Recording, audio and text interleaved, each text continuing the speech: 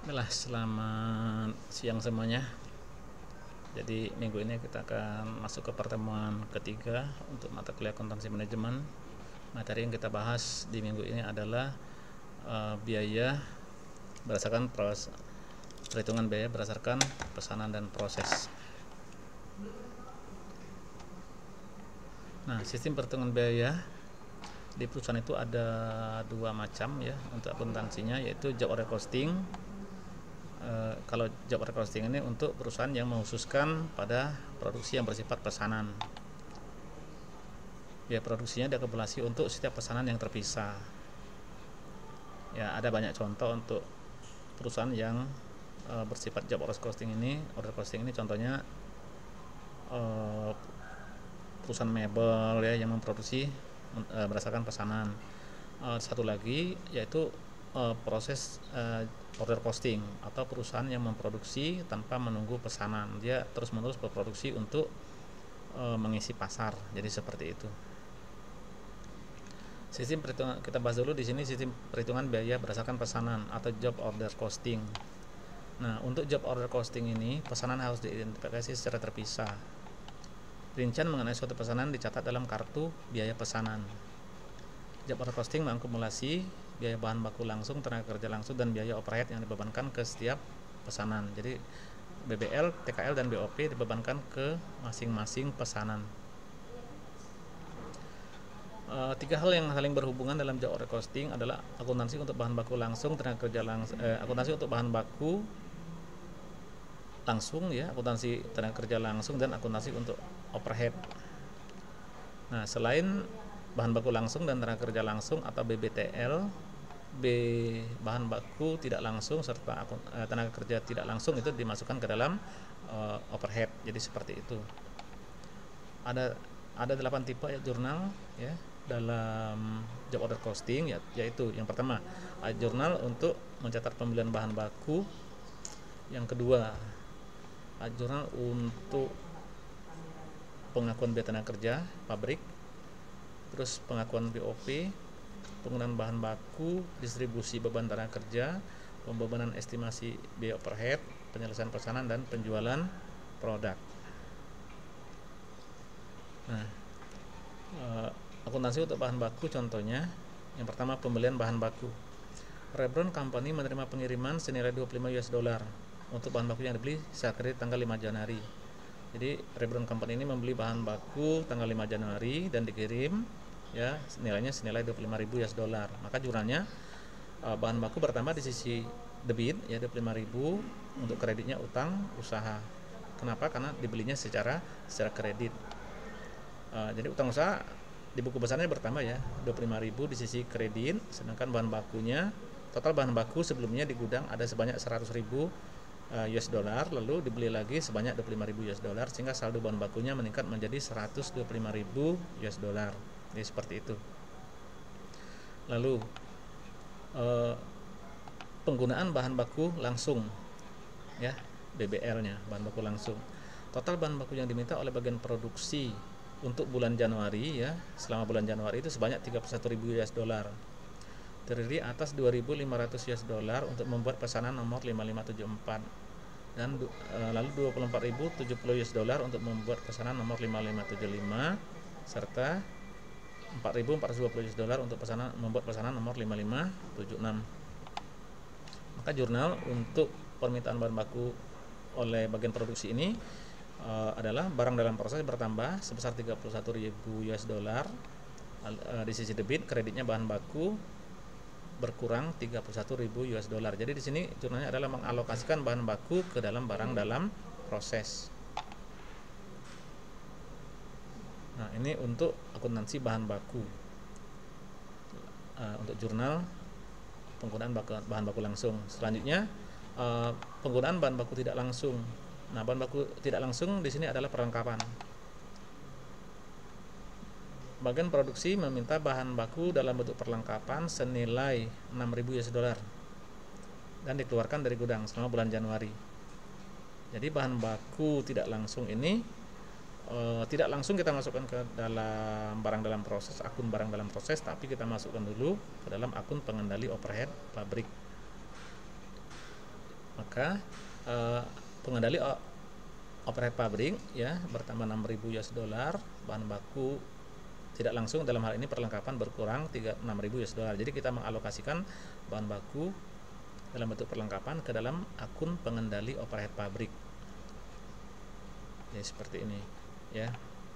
Jadi tadi total bahan baku kita sebanyak 125.000 US dollar ya. Ini 100.000 ditambah 25.000, 6.000 nya kita alokasikan ke pengendali overhead pabrik dan 31.000 nya kita alokasikan ke barang dalam proses.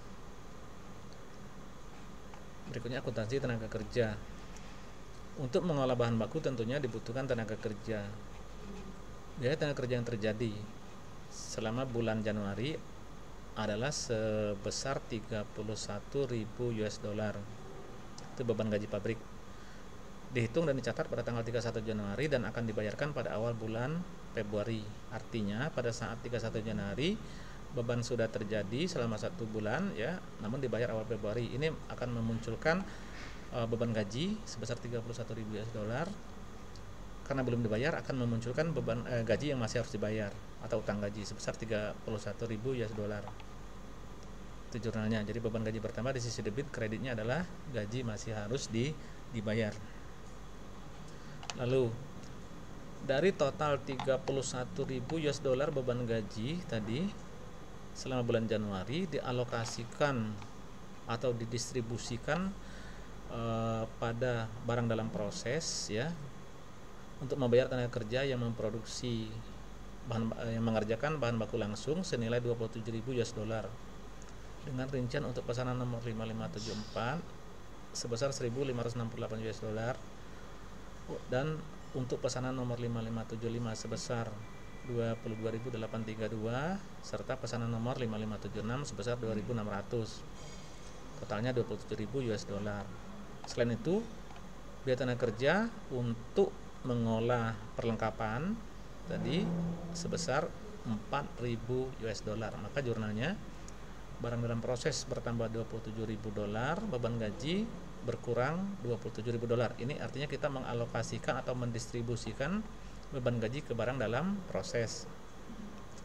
Nah, yang kedua, pengendali overhead pabrik bertambah 4.000 US dollar, beban gaji berkurang 4.000 US dollar. Ini artinya kita mendistribusikan atau mengalokasikan beban gaji ke akun pengendali overhead pabrik. Nah, jadi beban gaji tadi 31, 4.000 nya masuk ke pengendali overhead pabrik dan 27.000 nya masuk ke dalam barang dalam proses. Ya, seperti itu. Dengan rincian untuk pesanan nomor 5574 sebesar 1.568, pesanan 5575 22.832 dan pesanan 5576 2.600 US dollar. Selanjutnya, setelah biaya bahan baku langsung dan biaya tenaga kerja langsung, kita masuk ke akuntansi biaya overhead pabrik yang dibebankan. Biaya overhead pabrik aktual atau yang sudah terjadi. Rebren menghitung penyusunan mesin pabrik ya sebesar 4.929 dan asuransi pabrik sudah jatuh tempo 516 US dollar. Nah, semua biaya overhead ini kita alokasikan ke dalam pengendali overhead pabrik ya, ke dalam akun pengendali overhead pabrik. Maka jurnalnya jadi pengendali overhead pabrik bertambah 4929, akumulasi penyusunan mesin 4929. Jadi kita di sini mendistribusikan akumulasi penyusunan mesin ke dalam pengendali overhead pabrik. Begitu juga untuk asuransi dibayar di muka. Asuransi dibayar di muka kita distribusikan ke dalam akun pengendali overhead pabrik. Maka jurnalnya pengendali overhead pabrik pada asuransi dibayar di muka yaitu sebesar 516 US dollar.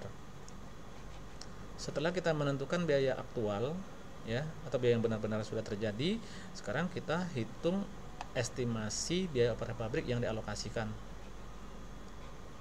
Menentukan overhead pabrik yang dibebankan akan lebih sulit jika beberapa overhead bersifat tetap dan beberapa biaya overhead sifatnya tidak rutin atau musiman. Jadi di sini ada yang sifatnya tetap, ada yang sifatnya variabel ya. Biaya overhead itu harus didistribusikan ke semua pesanan ya, harus didistribusikan ke semua pesanan. Tadi pesanannya ada 55 5574, 5575 dan pesanan 5576. Berarti masing-masing tentunya mendapatkan distribusi yang berbeda sesuai dengan spesifikasi pesanan. Jumlah yang dibebankan sesuai dengan proporsi dari suatu aktivitas merupakan biaya overhead yang didistribusikan. Aktivitas yang dipilih adalah dasar alokasi overhead. Tarif overhead sama dengan total overhead dibagi dengan total dasar alokasi. Jadi untuk menentukan tarif overhead, jumlah yang dibebankan suatu pesanan disebut dengan overhead yang dibebankan. Contohnya, Rebrand menentukan jam mesin dan overhead pabrik yang dianggarkan setiap tahun adalah sebesar 7.500 US dollar per jam mesin ya. 7.500 jam mesin. Jadi setahun jam mesin adalah 7.500 jam mesin dan biaya overheadnya adalah totalnya adalah sebesar 300.000 US dollar. Maka tarif overhead per jamnya dapat kita hitung jumlah overhead pabrik yang dibebankan 300.000 US dollar dibagi 7.500 jam mesin, sehingga total per jam mesin tarifnya adalah 40 dolar. Overhead yang dibebankan untuk masing-masing pesanan. Anggaplah untuk membuat pesanan nomor 5574 membutuhkan waktu 29,4 jam, sedangkan tarif per jamnya 40 US dollar. Maka beban overhead yang dialokasikan untuk pesanan nomor 5574 adalah 1176.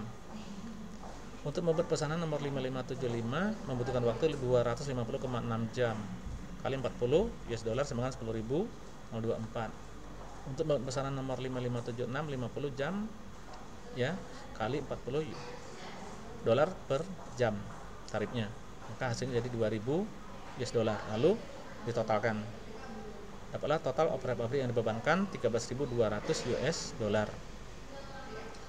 Maka jurnalnya adalah overhead pabrik yang dibebankan 13.200, pengendali overhead pabrik 13.200. Lalu kita masukkan ke barang dalam proses, yaitu barang dalam proses bertambah 13.200, overhead pabrik yang dibebankan berkurang 13.200. Ini kita mengalokasikan overhead pabrik yang dibebankan ke barang dalam proses.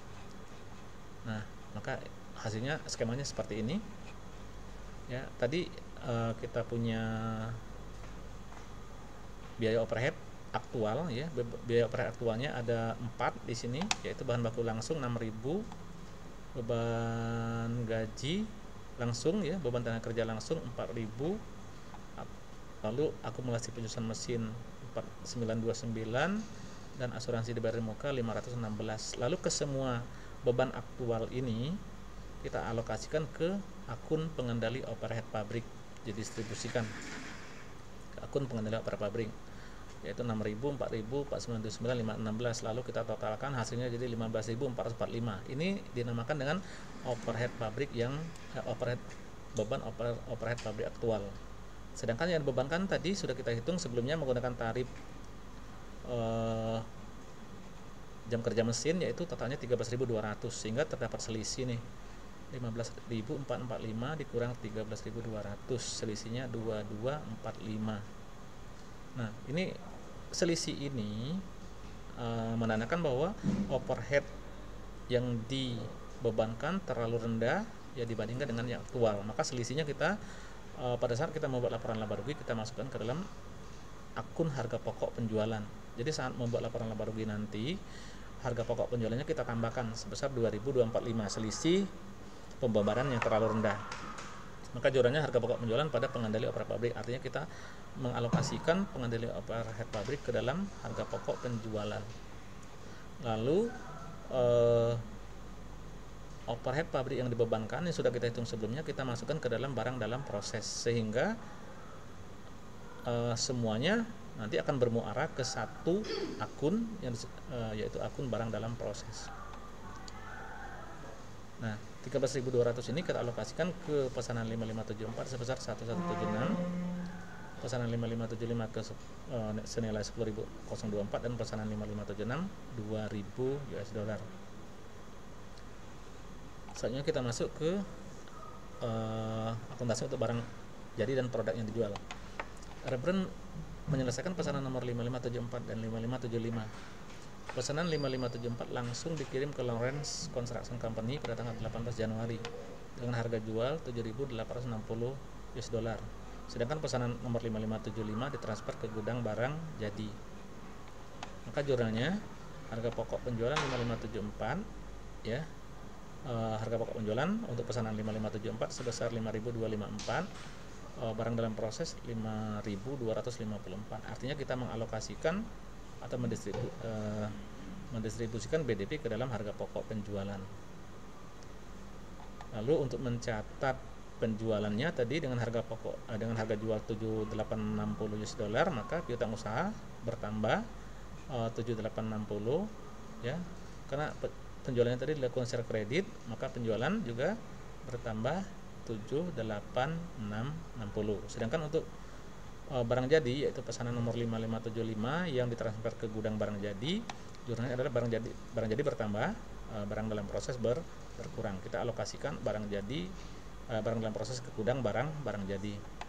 Ini jurnalnya barang jadi pada barang dalam proses, nilainya 56.926. Nah, yang jadi pertanyaan di sini adalah mendapatkan angka 5254 dan 56926. Nah, untuk menentukan harga pokok penjualan sebesar 5524 untuk pesanan nomor 5574, maka kita kembali ke tadi akuntansi bahan baku langsung ya. Di sini bahan baku langsung, akuntansi bahan baku untuk pesanan nomor 5574 kita tambahkan di sini ya. Barang dalam proses tadi untuk pesanan 5574 sebesar 2510. Lalu kalian tambahkan dengan biaya tenaga kerjanya, BBTL-nya ya, biaya tenaga kerja langsung sebesar 1568. Lalu kalian tambahkan dengan biaya overhead pabriknya, yaitu 1176 ya. Ini overhead pabrik yang dibebankan. Maka nanti totalnya kalau kalian totalkan adalah 5254. Sehingga kita dapatkan total harga pokok untuk barang pesanan nomor 5574. Begitu juga untuk pesanan nomor 5576. 5575 ya. Yang 56926 ini. Jadi kalian tambahkan, totalkan barang dalam proses untuk pesanan nomor 5575 ini ya, untuk tadi bahan baku langsungnya ya, bahan bakunya 24.070, ini 5575 ya, 24.070, tambahkan dengan biaya tenaga kerjanya sebesar 22832 untuk pesanan 5575, lalu tambahkan dengan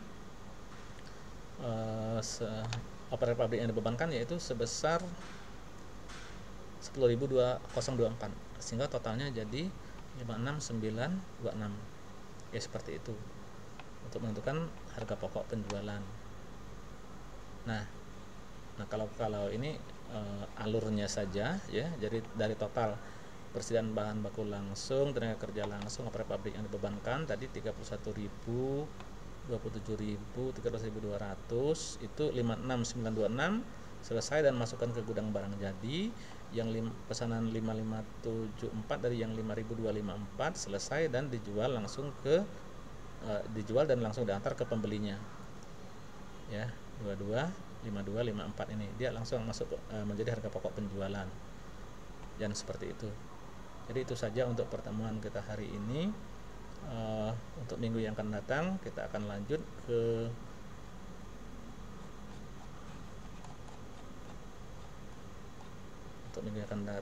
kita lanjut untuk membahas pesanan dalam